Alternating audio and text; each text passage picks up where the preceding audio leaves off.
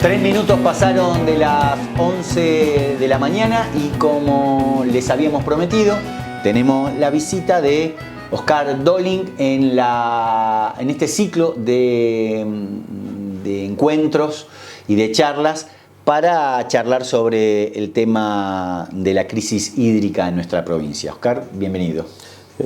Muchas gracias por la invitación. Buen día, ¿cómo están? Oscar, ¿cómo se le ocurre a un pibe, porque alguna vez fuimos pibes, estudiar ingeniería hidráulica? Es una orientación muy definida, no es voy a ser ingeniero. Ser ingeniero hidráulico habla de una vocación muy definida. ¿De dónde sale?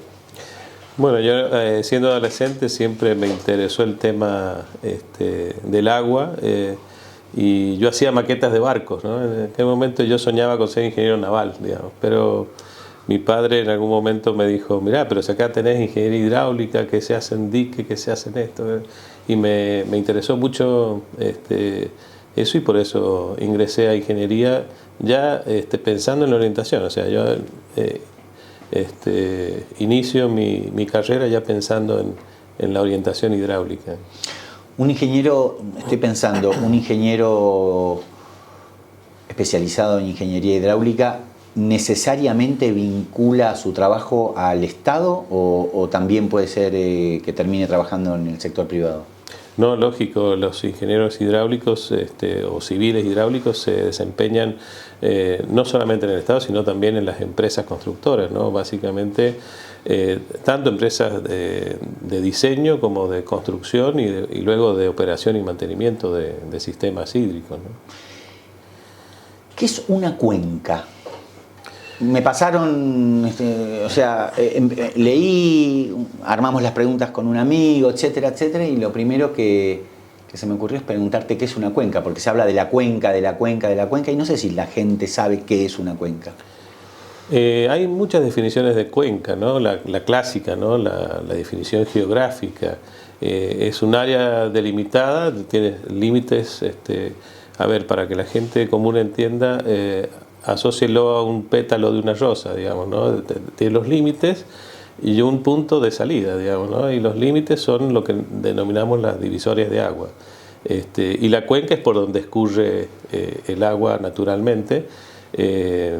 Hay cuencas que son muy extensas, hay cuencas de llanura, hay cuencas de montaña.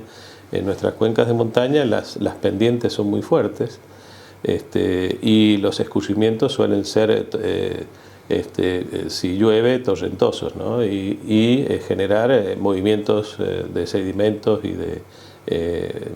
muy fuertes, digamos, ¿no? Insisto, cuando hablamos de cuenca estamos hablando de lo que hay arriba de la tierra y abajo de la tierra, o sea, la cuenca incluye los glaciares, la nieve, el río, el acuífero, ¿todo es la cuenca?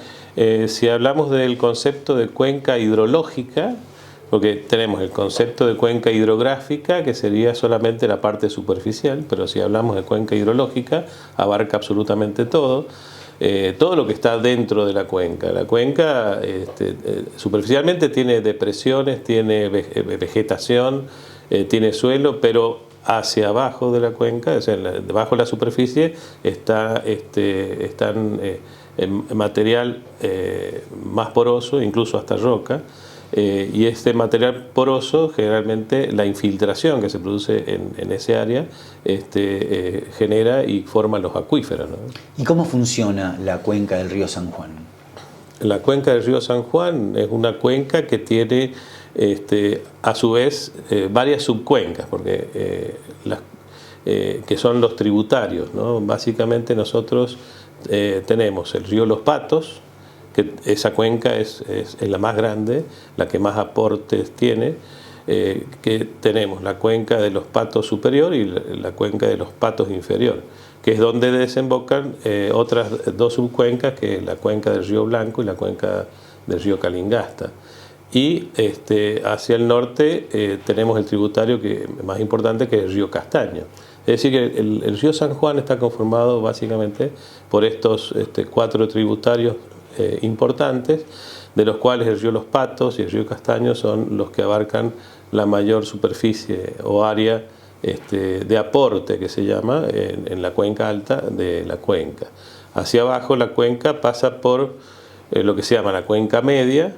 La cuenca media ya el río va perdiendo la pendiente y se generan situaciones ya de sedimentación, ¿no? Y en la cuenca baja ya el río tiene muy poca pendiente y empieza a divagar, ¿no? Y ahí es donde se generan lagunas y se generan humedales, ¿no? Como conocemos nosotros las lagunas de Guanacache, al sur de San Juan. Parece una vida, pero ¿y de dónde sale el agua de esos ríos? ¿Viene de precipitaciones? ¿Viene de la nieve? ¿De dónde viene? Sí, sí, sí. Todo el agua en la cuenca proviene de las precipitaciones, sea en forma nibia o en forma líquida, ¿no? La precipitación nibia es la que en San Juan tiene el mayor peso, digamos, porque es la nieve que se precipita en alta cordillera, desde la cota aproximadamente 1000 metros sobre el nivel del mar hacia arriba, digamos, ¿no? Y luego tenemos la precipitación líquida que se produce en las lluvias convectivas de verano, ¿no? Hace no mucho tiempo, charlando con un geólogo de la Universidad Nacional de San Juan, compartiendo un domingo de asado, me dijo, muy probablemente, tal vez no lo vamos a ver nosotros, pero dentro de 100 años, o sea, nada, no vas a poder ver más desde San Juan nieve en la cordillera. ¿Es así? ¿No es así?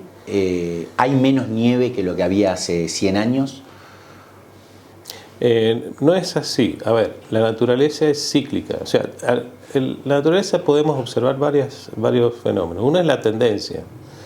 Tenemos tendencia en los últimos 100 años que estamos con una disminución de los caudales de escurrimiento en volumen, digamos, ¿no? Y también de precipitaciones. Pero tenemos ciclos, ¿no? Y esto está asociado a los ciclos naturales del Sol, ¿no? Y estos ciclos, algunos son de 11 años, otros son de 50 años, otros son de 120 años y otros son de 300 años. Y en estos ciclos estas tendencias van a cambiar, ¿no? Es decir, ahora como estamos en baja, vamos a empezar a comenzar, hay varias teorías respecto a esto, a aumentar los caudales. De aquí a 100 años vamos a ver cómo empieza de a poco a recuperarse toda esta cuenca y llegar a niveles como teníamos a principios del siglo pasado. En 1920 tuvimos una crecida muy importante de 7.000 hectómetros cúbicos. O sea, pensar en un escurrimiento de 7.000 hectómetros cúbicos hoy, que el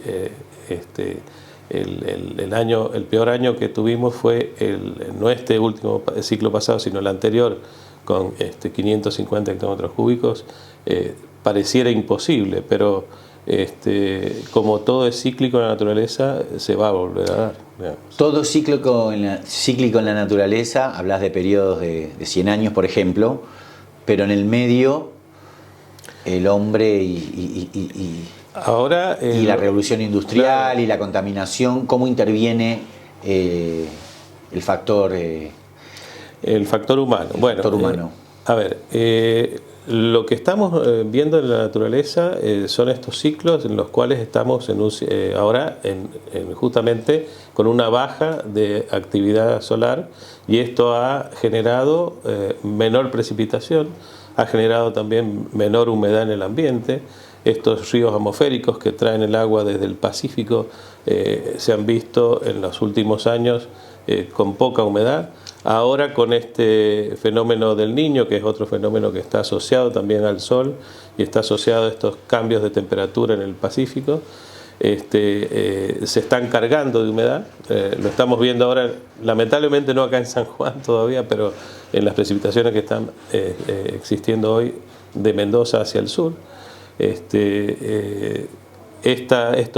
es cíclico, esto va a volver a ocurrir, y estamos ahora justamente en un proceso de aumentar la actividad solar hasta el año 2025. En el año 2025 se va a producir nuevamente un pico de actividad solar, y en el 2026, 2027, porque los fenómenos estos además son muy inerciales, es decir, lo que ocurre en el Sol impacta en los océanos y los océanos en la atmósfera, pero en procesos de 1 año y medio, 2 años, recién lo vemos materializado como escurrimiento en el río San Juan. Entonces este desfasaje hace que 2026, 2027 estamos previendo de que podríamos llenar incluso los embalses, ¿no? Nuevamente.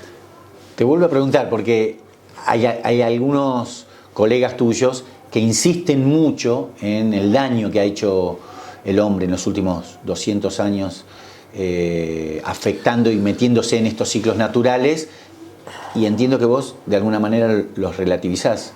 Sí, no? Sí, yo relativizo todo este tema porque realmente no, en todos los estudios que yo he realizado, las correlaciones más fuertes tienen que ver con causas naturales y no con causas antrópicas, ¿no? Existe una tendencia al aumento de la temperatura global del planeta, eso sí es cierto, pero también tiene explicaciones naturales, ¿no? Hay que fijarse, hay muchos estudios respecto a que el fenómeno del Niño genera aumentos en la temperatura global del planeta, ¿no? Incluso ha generado el fenómeno del Niño, el extremo que tuvimos en 1997, generó un cambio en la media de la temperatura global, y está demostrado eso científicamente. Y después en el 2016 tuvimos otro fenómeno, 2015, 2016, importante, y que ha generado otro aumento bastante importante en la media de la temperatura global del planeta, ¿no? Oscar, ¿de dónde sale el agua del acuífero? A ver, está claro, infiltra y llega desde arriba, digamos, no hay una fábrica de agua ahí abajo, pero ¿cuánto tardó? ¿De dónde vino? Bueno, el agua del acuífero tarda muchísimos años en almacenarse, ¿no? Por decirte un dato, se hicieron unos estudios en los años 70 respecto a la recarga del acuífero en una zona que hay muy particular de muy buena recarga, que es en el río San Juan, entre el dique Ignacio de la Rosa y el puente de Albardón. Ahí está al ladito de la loma de las Tapias. Ahí, en esa zona se hicieron pruebas hidráulicas y pudieron ellos infiltrar 10 hectómetros cúbicos en unos 80 días aproximadamente. Fue una prueba, un ensayo muy importante. ¿Cómo lo hacen eso? Contame cómo se hace. Bueno, se generan diques, ¿no? Y se van generando descargas, ¿no? Programadas y con eso van contabilizando cuánto escurre aguas abajo respecto a lo que yo ingresé en ese tramo, aguas arriba. Entonces la diferencia es la infiltración. Básicamente, fíjate vos que se pudieron infiltrar en esa zona, que es de muy buena recarga, 10 hectómetros cúbicos en 80 días. O sea que yo, para infiltrarle al acuífero, que es la zona de acuífero libre que tenemos, unos 30 o 40 hectómetros cúbicos, que es muy poco, ¿no? Necesitaría un año entero. Ahí ya te estoy dando un dato respecto a lo que sería una recarga. Pero después, si vos quieres que este agua llegue, por ejemplo, al sur de San Juan, y tienes que tener en cuenta que la velocidad de escurrimiento es de 2 milímetros por año. ¿Está bien? Estamos de acuerdo, es decir, va a recargar en forma directa en el sitio donde vos hiciste la recarga, pero para que esto impacte en el acuífero, y más si hablamos del acuífero semiconfinado o confinado ya del sur de San Juan, esa recarga no llegaría prácticamente, o sea que, sino en muchísimos años, ¿no? Cientos de años, ¿no? O sea que la batería de pozos y todo lo que se obtiene de los pozos es absolutamente finito, por lo menos en términos de nuestras vidas y la de nuestros descendientes, digamos. O sea, si empezamos a chupar, bueno, lo que está pasando en nuestra zona, los pozos se van colgando y no es de esperar que rápidamente vuelva a subir la napa. No, lógico. Lo que pasa es que vos la extracción la haces instantánea y la recarga, como bien decíamos recién, puede tardar cientos de años en realizarse. Entonces, ese es un desequilibrio instantáneo que estás produciendo en la cuenca, ¿no? Y por otro lado, si vos quisieras de alguna manera lograr un balance continuo y perfecto, vos tendrías que hacer que tus ingresos sean iguales a tus egresos. Es como en el banco, ¿no es cierto? Es decir, si vos sacas más de lo que te ingresa, te quedas con la cuenta vacía. Bueno, esto es lo mismo, exactamente igual. Acá, para darte un dato, el escurrimiento del río San Juan en los últimos 10 años ha sido de un promedio de 900 hectómetros cúbicos. Pero nosotros usamos cerca de 87 hectómetros cúbicos. Hagamos una suma redonda, 100 hectómetros cúbicos para agua potable e industrias. Tenemos más de 1000 industrias instaladas en el Valle de Tulum. Sí. Usamos, eso es superficial. Sí, ya no me da. Superficial, 100 hectómetros cúbicos. 100 hectómetros cúbicos se evaporan. O sea, ya tenés 200 hectómetros cúbicos. Tenés bueno, justamente ayer veíamos en el INTA una charla donde ellos han sacado las curvas de consumo real de los cultivos, de la estructura que hay hoy en el Valle de Tulum, que son mayoritariamente vid y olivos, consumen 525 hectómetros cúbicos en el año. Digamos, eso es lo real de evapotranspiración del cultivo. No estamos hablando de pérdidas ni nada. Ahí ya tenés, si sumas, 725 hectómetros cúbicos. Pero además le está sacando al acuífero, en estimaciones que se están haciendo, unos 350 hectómetros cúbicos entre OCE, que saca 85 hectómetros cúbicos por año, y los regantes que utilizan el resto. Y las industrias, que también sacan unos 15 a 20 hectómetros cúbicos del acuífero. Entonces, cuando sumas todo te da 1070 hectómetros cúbicos y te entraron 900. A ver, no pusimos lo que realmente se usa o se entrega a riego, porque el riego en 2017 tomó del sistema superficial, tomó 1280 hectómetros cúbicos. ¿Está bien? Muy lejos de los 525 hectómetros cúbicos que demanda el cultivo realmente. Entonces, si vos haces la cuenta solamente con lo que demanda el cultivo, no te da 1070 hectómetros cúbicos al año que se está consumiendo, y te están entrando 900 en promedio. O sea que esta estructura tiene déficit en forma permanente. Es decir, que vamos a ver bajar los acuíferos y vamos a ver secar nuestra cuenca en forma permanente, ¿no? Cuando regamos, el agua no vuelve al acuífero, no hay, o ese agua se pierde. Porque alguna vez charlando con un ingeniero en Calingasta, nos explicaba que ellos tienen una recarga, porque hablábamos del riego a manto y del desperdicio que significa, y decía que no es igual en todas las zonas, que en algunas zonas el desperdicio es brutal, pero que en otras hay un circuito, no sé si se dice cerrado, que permite reutilizar. Bueno, a ver, ahí tenemos que hablar de otro término, que es la disponibilidad. La disponibilidad hídrica tiene que ver no solamente con la cantidad, sino con la calidad. ¿Y por qué te llevo a la calidad? Porque si vos haces esa práctica de regar de más, total, eso se infiltra y recarga el acuífero.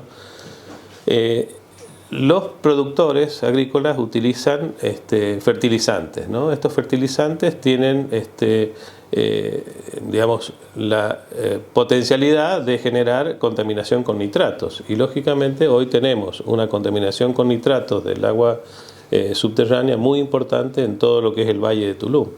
Y esto se debe justamente a eso, es decir, si nosotros, no solamente al tema cloacal, digamos, al tema de los pozos negros, sino también al tema de digamos, la lixiviación que se produce en el riego excesivo por manto, ¿no? Este riego excesivo lo que hace es infiltrar, y al infiltrar lleva hacia las napas más profundas estos nitratos y van contaminando el agua. ¿Qué pasa? Que finalmente vamos a tener todo el agua contaminada si seguimos con esa práctica. Y eso también es parte de la indisponibilidad del agua. O sea, no la voy a poder usar para regar nuestros cultivos cuando se superan ciertos valores de concentración de nitrato, ¿no? En medio de todo este panorama que vos planteás, ¿para qué sirven los diques? ¿Son la solución? ¿Más diques, más diques, más diques, más diques? Sí, sí, sí. Yo he hecho simulaciones con, me encargó en aquel momento Guerci, un modelo de simulación, el cual está disponible en la Secretaría del Agua y Energía, que nosotros podemos simular en forma perfecta qué pasa en los embalses, ¿no? Incluida la evaporación, la infiltración y todo lo demás. Y estas simulaciones lo que han dado es que si yo entregara un patrón de riego de 759 hectómetros cúbicos, supongamos 760 hectómetros cúbicos todos los años, y lo hubiera hecho en estos últimos 10 años con la hidrología que vino, es decir, no haber entregado 1.280 hectómetros cúbicos en el 2017, que nos sobraba agua porque vino 1.070 por el río y teníamos agua en los embalses. Nosotros podríamos tener hoy los embalses llenos, ¿eh? Simplemente habiendo hecho ese esfuerzo, que es un esfuerzo, si vemos lo que decíamos, requieren 525 hectómetros cúbicos, les entregamos 750, estamos entregando incluso de más de lo que requieren. Y el esfuerzo que tendrían que hacer respecto a 1.000 hectómetros cúbicos que ellos pretenderían, a lo mejor permanente o más, porque hoy están hablando ellos de que ellos necesitan 1.400, que es 3 veces lo que realmente necesita el cultivo, con un esfuerzo del 25% de los agricultores hoy en sus prácticas de aplicación de agua en finca. Nosotros teníamos un sistema que le podría garantizar en forma permanente en el tiempo la entrega de estos 759 hectómetros cúbicos, ¿no? O sea que el problema no es el agua que tenemos, sino el problema es lo mal que la usamos. Claro, acá ha habido un problema de mal manejo, de alguna manera, porque si vos gastas más de lo que tienes, vas vaciando el sistema, ¿no? Y lo vas vaciando de una forma, y eso es por falta de eficiencia, ¿no? Básicamente ese agua que está faltando, nos está faltando en el sistema, es falta de eficiencia, eficiencia de aplicación básicamente, y otra parte, eficiencia en conducción, que bueno, mucho se está haciendo, muchas obras de mejorar la infiltración en canales y demás se está haciendo, ¿no? A eso iba. ¿Cómo mejoramos, cómo se mejora en este desierto en el que habitamos la gestión del agua? Aprendiendo a ser eficientes, optimizando, ¿no? Y para eso tenés que medir. O sea, lejos estás de optimizar algo que no sabes cómo funciona. Y para saber cómo funciona, tienes que medir. Un profesor mío del doctorado me decía, si no mides no sabes, si no sabes te equivocas. Bueno, eso es lo que está pasando en San Juan, no medimos, ¿no? Parece que hay como una aversión a cuantificar, ¿está bien? Hay como una aversión a medir todo, a los caudales que ingresan, los caudales que se gastan, los caudales que se distribuyen. Tenemos que aprender a medir. Si aprendemos a medir, vamos a aprender a manejar y a gestionar bien. La última o la anteúltima, porque nunca se sabe. Sos un tipo que labura en la Universidad Nacional, que viene de la educación pública. ¿Qué rol tiene el Estado en todo esto? El Estado es fundamental en el tema de control, básicamente, ¿no? De gestión y control. Planificación también, ¿no? La planificación es fundamental. Si uno no planifica, como decíamos recién, es decir, si yo en el 2017 no hubiera entregado 1.280 hectómetros cúbicos a riego, hoy tendríamos los embalses llenos, ¿no? Y así como hablo del 2017, hablo del 2018, que también se entregó de más, y así. Es decir, si yo planifico, y la planificación tiene que ser a largo plazo, es decir, si yo, y en eso el Estado es fundamental. El Estado es el que te permite a vos planificar y después controlar que esa planificación se cumpla, ¿no? Hay un debate, la última hora sí, hay un debate importante en estas semanas, en estos meses, en el último año, básicamente detonado por la crisis que hace que, bueno, ya no podemos mirar para otro lado. Está faltando el agua, hay mucha gente que ha perdido cultivos y además en el contexto de una crisis hídrica mundial. Ayer leía el problema que tienen los hipertensos en Montevideo para tomar mate. Parece una serie distópica, ¿no? Sí, sí. Como tipo de la universidad, como tipo de ciencia, ¿cómo asistís al debate que se está dando en San Juan en los últimos meses, donde opinan sectores de los regantes, funcionarios, vecinos que se ven afectados, etcétera? A ver, sí, el fenómeno es mundial, es un fenómeno que tiene que ver, como decíamos en un principio, tiene causas naturales. A mí, la Subsecretaría de Recursos Hídricos de Nación me ha contratado un proyecto donde estamos con la Cuenca del Plata trabajando en hacer esto justamente, estimar qué va a pasar a futuro.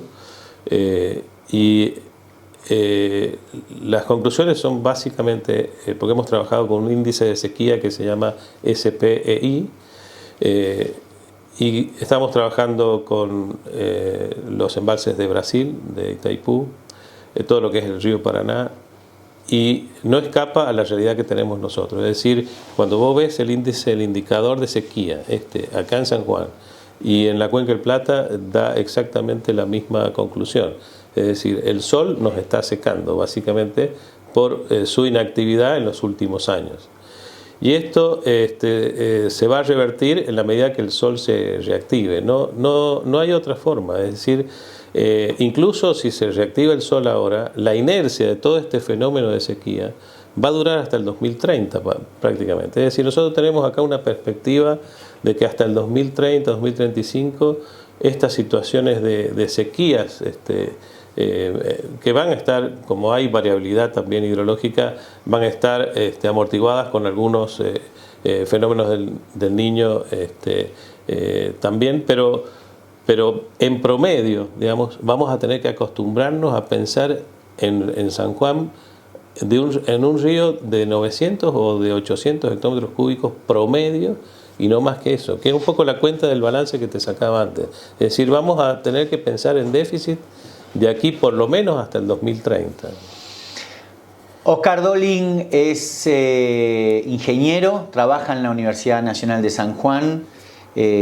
Para nosotros un placer que la gente de ciencia, que la gente que trabaja en nuestra universidad venga a La Lechuza a contarnos y a ayudarnos a pensar este fenómeno de la crisis hídrica que atraviesa a todos los habitantes de San Juan, no solamente a los productores, sino a todos los que abrimos la canilla para tomar agua, para regar las plantas, para bañarnos, para cocinar. Vivimos en un desierto. Gracias por haber venido. No, gracias a vos por la invitación y bueno, quedo a disposición.